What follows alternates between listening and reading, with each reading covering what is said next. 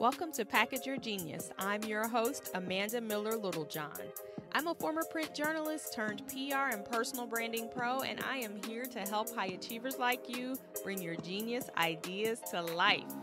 Whatever gift you have to give the world, I want to be a catalyst for your next genius move. If you're ready to stop overthinking it and start putting yourself out there, you're in the right place. Let's go.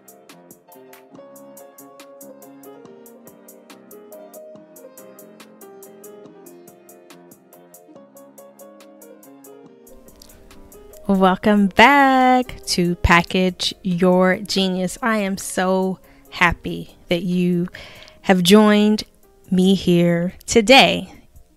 If you are in the United States of America, you are celebrating, or maybe you're not celebrating and just hanging out and chilling, but you are experiencing Labor Day, which is a federal holiday here for us. And most people I know have the day off. Even people who are independent and have their own companies like me tend to take this day off. So I hope you had a really great holiday. For me, this is a really significant Labor Day because it is the day before the first day of school. I am so excited. You would think I was starting at a new school, and I guess I kind of am because my kids are beginning a new school journey tomorrow. So we've got a new school community to get to know, new school rules to learn, new school culture, new drop-off and pickup location, just a whole new routine. And I'm excited about it, but it started to make me think about how this is really the beginning of a new era and an end of an old era. So what I mean by that is, for me, the last two back to school fall seasons have been filled with, the process of just getting set up to go to a new school. So my kids are in middle school. So elementary school was wrapping up for one child. It wrapped up a couple of years ago for my oldest child, and he was in middle school, but we knew that we were trying to get the boys both into a private school. So moving from the charter school system to the private school system. And it's more than an ocean, especially in the DC area, as I've talked about before. And so what that has meant is that for the past 2 years in the fall, we've been going to open houses. We've been taking the tests, the standardized tests that you have to take to submit your test scores for, to gain admission into these schools. We've been filling out applications and writing essays and just really doing our due diligence, collecting our recommendations. Oh my God, to all the teachers that I have begged for recommendations to submit with our applications to get those done on time. Thank you. To all the friends, to everyone who chipped in, because this was really a team effort. Just getting kids into school it's more than an ocean. So anyway, I don't think I was prepared for the amount of time that it was going to take to do that process right. And the first year that we tried, we were waitlisted for all the schools we applied to. But this past year, we found a school home that's the perfect fit for us and what we're looking for the boys. And so it worked out. We got in. Everything worked out well, and we are starting tomorrow.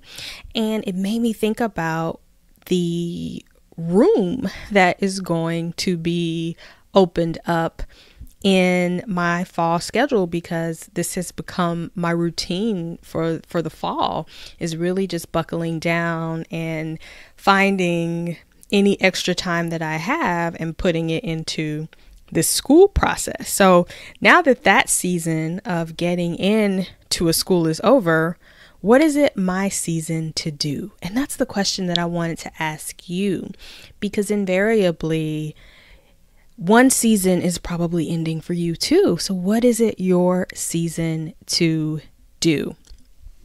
I first started thinking about this concept of seasonal goal setting with Meico Whitlock. he is an amazing mindfulness, mindset, and productivity coach. He runs a company called Mindful Techie.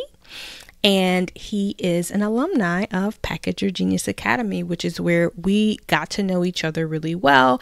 And we've worked together. He's been in my programs. I've participated in his programs, and he's come and guest lectured for our academy students. But he has this phenomenal framework around goal setting and just like purposefully thinking through what you want your days to look like so that you can really work in your purpose and achieve the most important goals to you. Because if we don't define the things that we want to be spending our time on, typically we end up living our lives by default. So he really helps you to slow down and figure out what you want to be doing and what you want to accomplish and what is important to you. And then take a step back to see if how you are spending your time is in alignment with the things that you say that you want. So a couple of years ago, I remember taking one of his courses on goal setting and vision planning, and he made me think through my life vision, my goals, and my priorities. So your life vision is the big vision, the big picture that you have for yourself. And then your goals are, some of those touch points that let you know you are fulfilling that vision. And then your priorities are the things that help you reach your goals.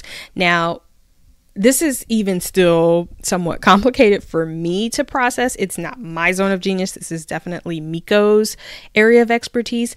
And if you're curious about his work, definitely check out his website. But also there are 2 separate episodes of Package Your Genius if you search for them, and I'll link to them in the show notes.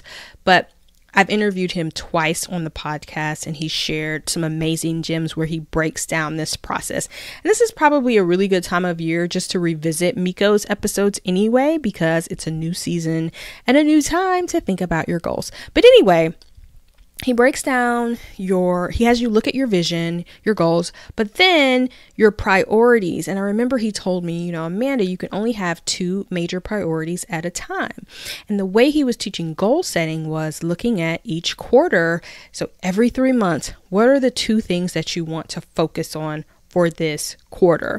So that per quarter thinking really revolutionized my approach to goal setting, because I realized that I would say I had so many goals and so many things I wanted to do, but I was piling them all onto my calendar at the same time. Like I wasn't really practically thinking through the amount of time that I had to actually focus on a major project. So I may say, I want to write a book, and I want to launch an art exhibit, and I want to launch a new program for my academy, and I want to take my kids to China. Right? Like these are all big things that require additional time and effort each week. And if I'm trying to get them all done in a quarter, obviously it's possible, but to really do it well, especially those projects that take sustained time, it makes more sense to just focus on 2 things right now and then maybe save 2 more things for next quarter and just keep going like that. And that way of approaching it has really worked for me. So anyway, as Meico has taught me, we can only get so much done in any given season.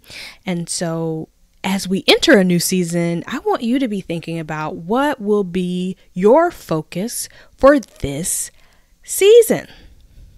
I'll say it again. What will be your focus for this season? What is it your season to do? Because if you're anything like me, you probably are making long lists of goals that you want to accomplish at the beginning of each year, right? But then how are you actually practically breaking those down and getting them done? Which goal will you go after? Say if you did make a list of goals in the beginning of the year, what is it your season to go after now, right? Like, which goal will you go after during this particular quarter? When I look at my goal list, I am so excited to have some extra room in my schedule to focus on writing. So writing some new projects has really been on my heart, and now I have the room and the space mentally to focus on that. So I've been doing some research and reporting for my next book project, and I know that writing something big is going to consume my time this fall, and it's going to be one of my major priorities. I'm not sure completely what the other one is going to be, but I do know that writing is going to be one of the two. And I know that space has been made in my mind and on my calendar, and I'm excited about figuring out what has been put on my heart, or which project that has been put on my heart is it time for me to put that energy toward. So maybe you're looking at a similar thing. Maybe your kids are going back to school and you're going to have extra time, or maybe you have an empty nest. Maybe your kids have gone off to college, or maybe you don't have kids and you are going to be moving to a new city in this season. And so your typical evening routine will be different. You'll be freed up. So maybe some key relationships have ended, right? Maybe you have a friend or two that's moved on or moved to a new city, and they used to take up a ton of your time, but they won't be in your life in the same way that they were. Maybe you parted ways with someone who you used to hang with a lot, and now you've got to figure out what to do with yourself. And then maybe even you lost someone. Maybe someone passed away, and you have a void now in your life and on your schedule to fill. What will you fill it with? What is it your season to do? I know it is difficult to think about losing people and the space that loss creates for us, but life is a cycle, and in every ending there is a new beginning. I know that even though the process of gaining admission to school is over, a whole new process of getting acclimated to the school will begin, and it will take up my time. It will take up a different amount of my time. It will take my time up in a different way, but I am now free to move into that chapter. And, when I think about people who have left my life or who are no longer in place, I'm thinking actually of a close friendship that came to an end this past summer. And at first I was really sad about it. I was sad about, losing the activities and the different things that we would do together. But interestingly enough, it was almost like the image of a revolving door, like the door. I guess those are revolving doors in restaurants where you go in and you jump out before the door keeps going. But it was like, as soon as that friendship kind of just, dissolved and very naturally ran its course and ended, another friend whom I had been close with years before, but had never really been able to get kind of back on the right track with, or kind of not on the right track, that's the wrong phrase, back into a rhythm of just, communicating and seeing each other and checking in, because, she moved around a lot.